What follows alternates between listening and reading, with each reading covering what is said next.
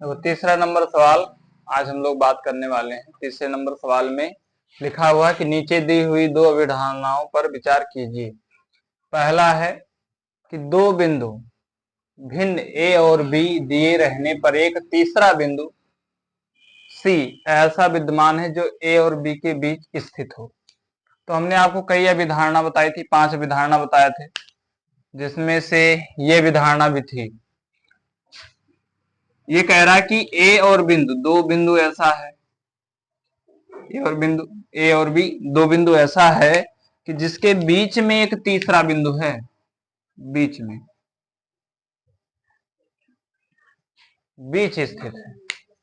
तो जब बीच स्थित है तो बीच में कहीं भी स्थित हो सकता है। ये नहीं लिखा है कि बीचों बीच स्थित है। देखो बीच और बीचों बीच दोनों में अंतर है, हमने आपको बताया था।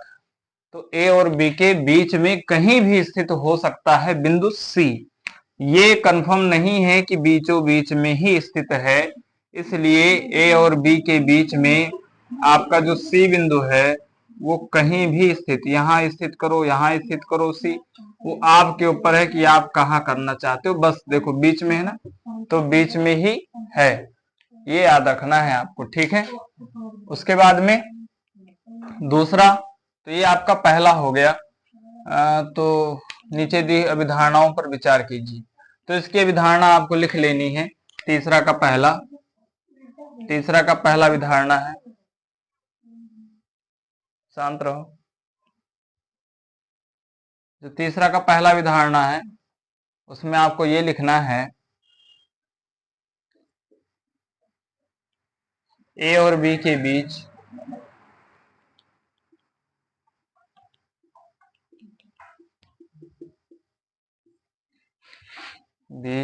बिंदु सी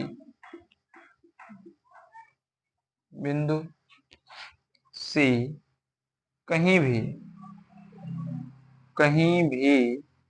स्थित हो सकता है।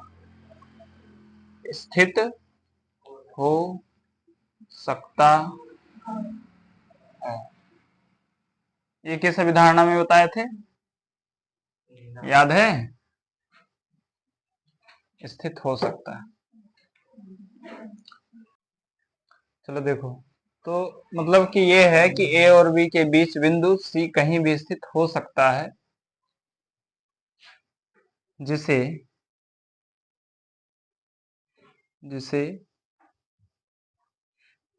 हमने अध्याय के परिचय में सीखा है।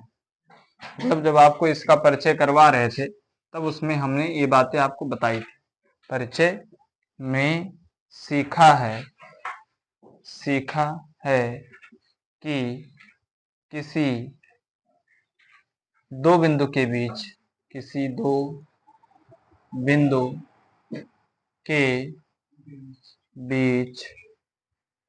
अनंत बिंदु हो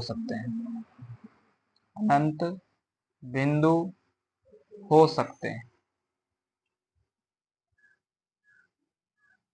लेकिन बस आपको इतना ही याद रखना है, ये जो 2 लाइन लिखा है आपके लिए मोस्ट इंपॉर्टेंट यही है, इससे ज्यादा याद नहीं रखना, बस ये आपको बता दिया गया है, ठीक है। तो ये आपका पहला वाला हो गया। अब दूसरा वाला, यहाँ कम से कम ऐसी 3 बिंदु विद्यमान है जो कि वह एक रेखा पर स्थित नहीं है। मतलब कि तीनों अलग अलग हैं। जो तीसरा का दूसरा है हल है, इसमें कह रहा है आपसे कि इसमें तीनों अलग अलग हैं, एक साथ नहीं। मतलब ये है कि एक यहां, एक यहां, एक यहां, इस तरीके से विद्यमान है। और जब ऐसा होगा तो इससे कितनी रेखाएं बनती हैं? हमने बताया था आपको कि एक बिंदु से कितनी रेखा, अनंत, और 2 बिंदु से एक, 3 बिंदु से 3 रेखा बनती है।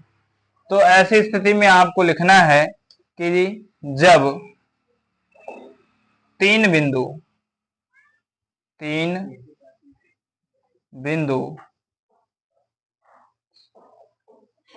संरेख नहीं होंगे, संरेख मतलब एक रेखा पर संरेख नहीं होंगे,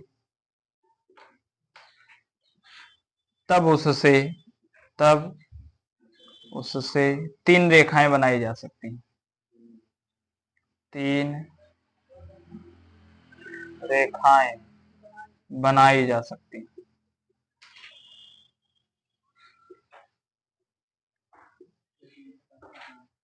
बनाई जा सकती हैं। बस हो गया।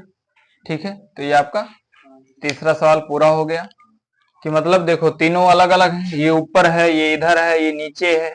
और संरेख का मतलब क्या होता है? संरेख का मतलब हमने बताया था कि एक ही बिंदु पर, एक ही रेखा पर, ये संरेख है। मतलब एक ही रेखा पर जब बिंदु स्थित हो तो उसको संरेख कहते हैं। बाकी अलग अलग है, देखो ये ऊपर, ये नीचे, ये इधर। ठीक है, नोट कर लीजिए।